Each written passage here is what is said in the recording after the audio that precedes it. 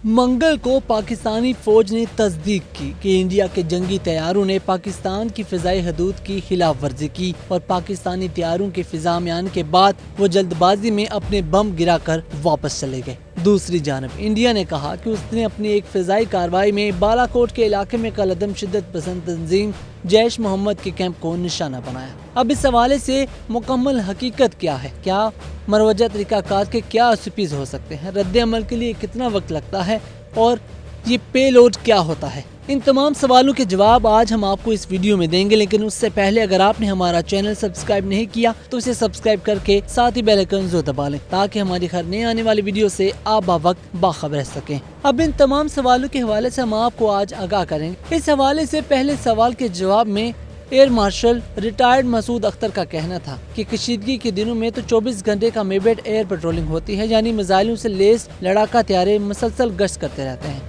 इसी दौरान कोई भी त्यारा मुल्क की फिजाई हदूद से 50 किलोमीटर करीब आता है तो उसका सामना करने के लिए पेट्रोलिंग या गश्त करने वाले त्यारे तैयार हो जाते हैं और गैर मुल्की त्यारे को अपनी फिजाई हदूद में दाखिल होने से रोकते हैं। लेकिन अमन के दिनों में अगर कोई गैर मुल्की त्यारा 10 किलोमीटर तक अंदर आ जाए तो उसे मारा नहीं जाता बल्कि वार्निंग देकर वापस जाने पर मजबूर किया जाता है। ये जवाब था उनसे किए जाने वाले सवाल मरवजा तरीकाकार या SOPs क्या होते हैं उसका। अब एक और सवाल उनसे पूछा गया जिसका उन्होंने जवाब दिया कि रद्द अमल के लिए कितना वक्त होता है। उनका कहना था अगर कशीदगी है और त्यारे पेट्रोलिंग कर रहे हैं तो जवाबी कार्रवाई में कोई वक्त नहीं लगता। अगर त्यारा जमीन पर है और पायलट कॉकपिट में मौजूद हैं तो त्यारा अगले 3 मिनट में फिजा में होगा। अगर pilot air defence alert hit में मौजूद है तो वहां से त्यारे तक पहुंचने, कॉकपिट में बैठने और फिजा में बुलंद होने में 5 मिनट लगते हैं। गुज़िश्ता रोज होने वाले वाक़े में पाकिस्तानी त्यारे पहले ही कॉम्बैट एयर पेट्रोलिंग कर रहे थे, इसलिए जैसे ही उन्हें पता चला और पाकिस्तानी कॉम्बैट कंट्रोलर्स ने उन्हें सिमत बताई वो वहां पहुंच गए। अब इस हवाले से air marshal retired Masood Akhtar का कहना है कि शायद दोनों जानब से हदायत दी गई थी कि बराह रास्त झड़प नहीं करनी, इसलिए पाकिस्तानी त्यारों ने उन्हें मार गिराने की कोशिश करने के बजाय वापस जाने पर मजबूर किया, जबकि इंडियन त्यारों ने पाकिस्तानी त्यारों का सामना नहीं किया, जल्दी से पेलोड गिराया और तेजी से वहां से निकल गए।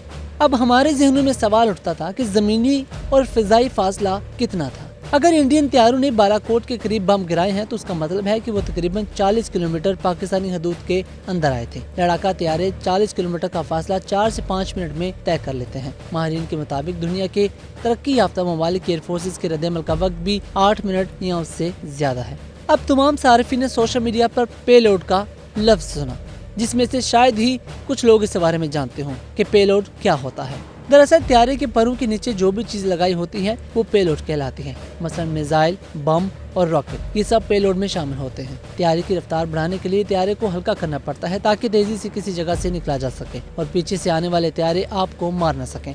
हालिया वाक़े में इंडियन त्यारों ने इसीलिए पेलोड किया, यानी अपने गोला बारूद गिराकर अपना वजन कम किया और तेजी से वहाँ से निकल गए। अब सवाल उठता है F-16 बमुकाबला मिराज।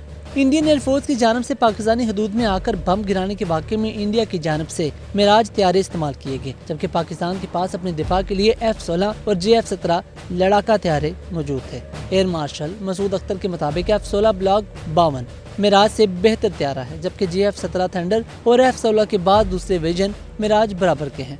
मसूद अख्तर का कहना है कि इंडिया ने अपने मिराज त्यारों को फ्रांस से अपग्रेड करवाया है, लेकिन उसके बावजूद F-16 को हथियारों और रडार के लिहाज से मिराज पर फौकियत हासिल है। उन्होंने बताया कि जदीद 3rd जनरेशन त्यारों में 9G की सलाहियत होती है। 9G का मतलब है जब त्यारा मोड़ काटता है तो उसका वजन 9 गुना तक बढ़ सकता है। दोनों त्यारों के पास 9G सलाहियत है और BVR यानी बियॉन्ड विजुअल रेंज यानी नजर से दूर हदफ को निशाना बनाने वाले मिसाइल भी दोनों के पास एक तरह के होते हैं।